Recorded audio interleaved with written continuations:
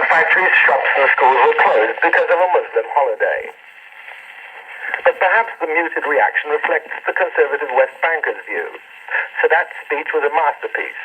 Mr. Begin's answer was no answer. He didn't rise to the occasion. Now the Israelis are on the spot, and there's hope. Seeing Mr. Sadat face to face has also helped penetrate the fear the Israelis have of Arabs, they say, and may change Israeli attitudes. But the PLO supporters prefer to wait. The Palestinians, they say, have long historical reasons for suspicion and caution. Two Britons released on bail last week in the island republic of Malagasy, off the southeast coast of Africa, formerly known as Madagascar, had been rearrested.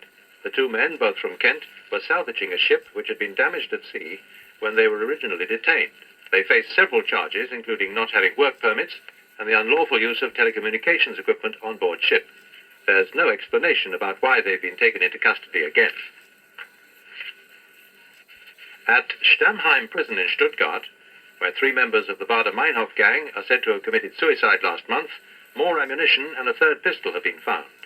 The pistol was hidden in the wall of a cell occupied by a member of the Baader-Meinhof group and was discovered during demolition work. The Justice Ministry had ordered that the cell wall should be torn down for further searches. It's 17 minutes past 6, and you're listening to BBC Radio News. In a moment, Financial Report looks at the signs of a possible rise in interest rates, and we hear about the new talks in Belfast, aimed at ending the political vacuum in Northern Ireland. But first, the main news points so far. New York has entered the supersonic age with the arrival of the first two Concords carrying fare-paying passengers. At home, the unemployment figure has fallen by 19,000. The Ministry of Defense has announced that flying squads of troops are to be used to back up the firefighting teams. At the United Nations, Egypt's chief...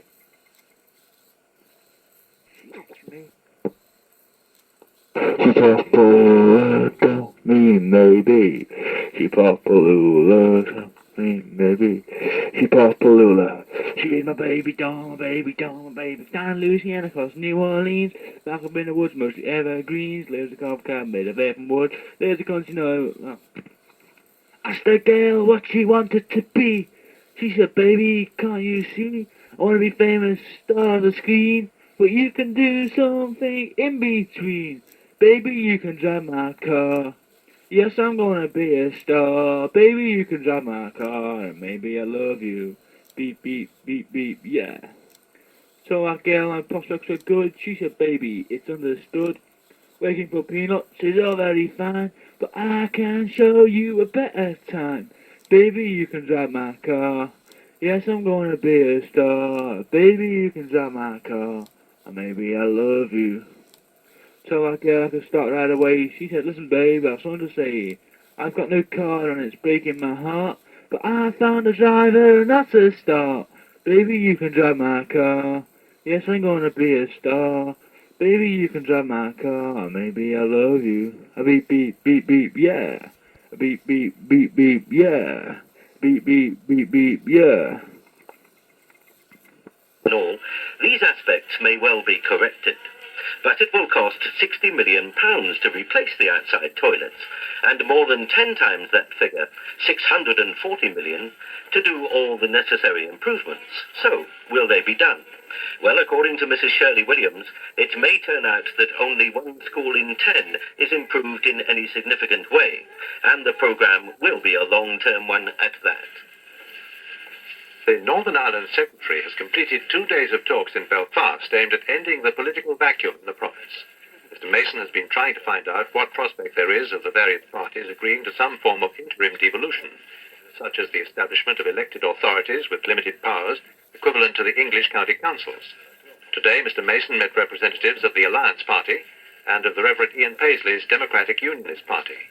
But as Paul Burden reports from Belfast, none of the four major parties are expecting to see much come out of the present talks. The intrusion of central government in local affairs in Northern Ireland is something without parallel in the United Kingdom. Where you build a house, how your children are educated, how the roads are repaired. All these are issues which are under the control of the Northern Ireland Office, a body directly answerable to Parliament through the Secretary of State.